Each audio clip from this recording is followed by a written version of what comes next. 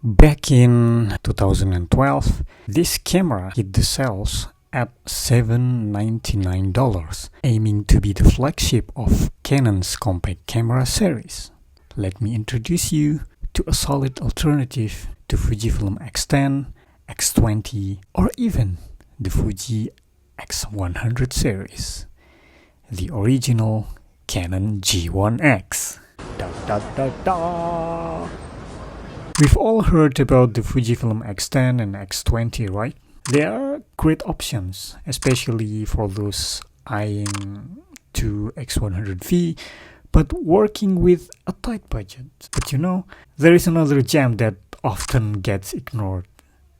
This original Canon G1X. Now, I'll admit the Canon G1X didn't immediately grab my attention either. I was planning to scout out some cheap manual lenses for my Fujifilm X1 when I stumbled upon a listing for this G1X at around $70. It seemed oddly inexpensive, but that's pretty normal when dealing with individual sellers.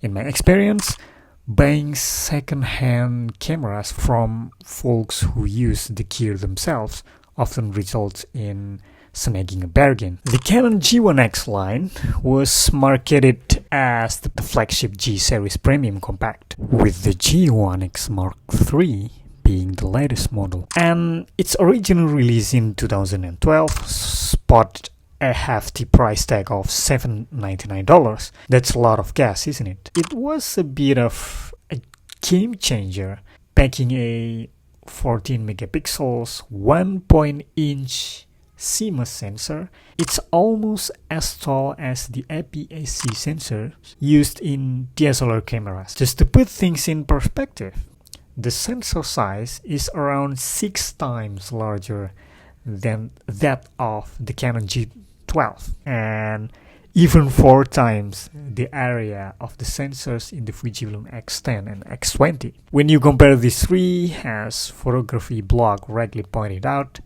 the X20 seems to win out in most discussions.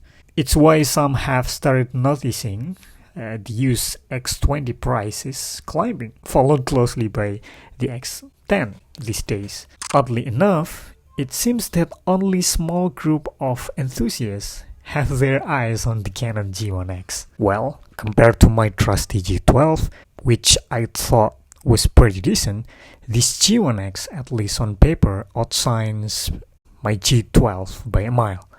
Surprisingly, it's not that popular. Sometimes people even list the G1X for cheaper than the G12, which is a bit bizarre. Maybe it's because of the prevailing trends where folks believe that the previous Canon G series housed the best camera sensor, which is the CCD, for that authentic film look. But thinking outside these trends might be a good thing.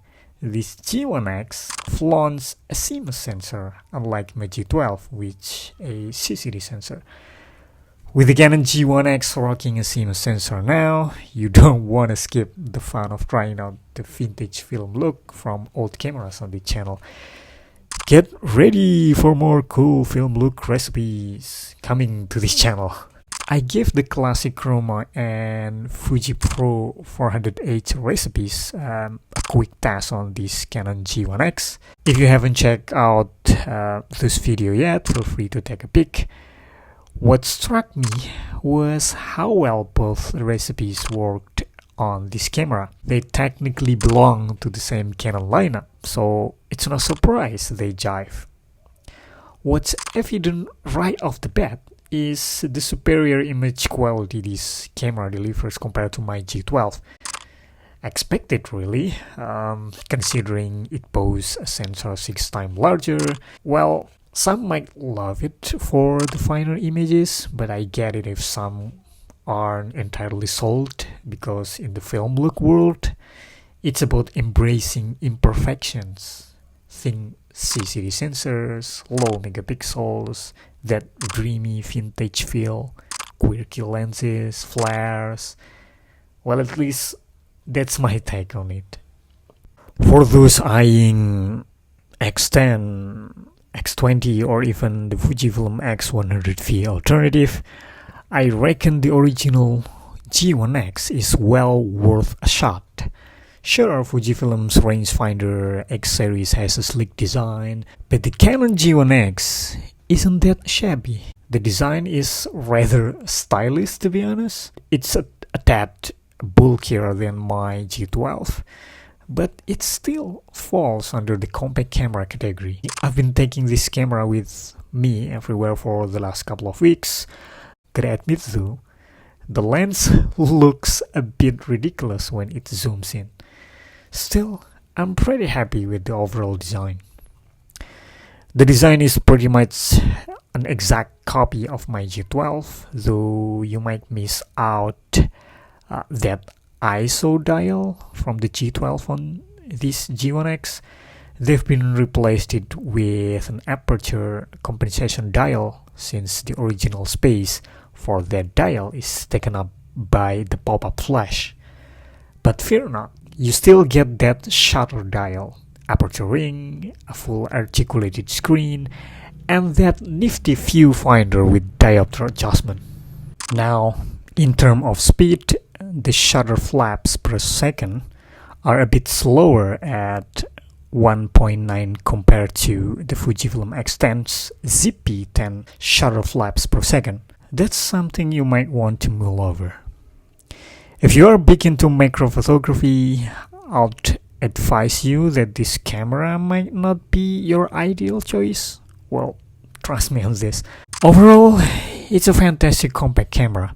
The pricing and Canon's marketing as the flagship G series back in the day say a lot about the quality of this camera. You can feel it as soon as you hold it. Similar to the sturdy construction of my trusty Canon G12. So that pretty much sums it up. I'm looking forward to experimenting a lot with this camera alongside my trusty Canon G12 in the future. Well, no stress if you don't own a Canon G12 or G1X. I'm pretty sure my recipes will do the trick on any Canon G series camera. Actually, I'd love for you to give it a shot on any Canon camera with a similar layout.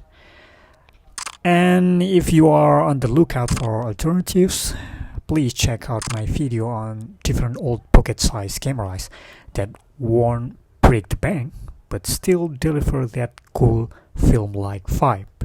If you want more secret hacks and tricks to turn your ancient cameras into Hollywood superstars, don't forget to hit that subscribe button and ring the bell to join me on this photographic roller coaster. Until next time, keep snapping and remember, stay budget wise. Au revoir.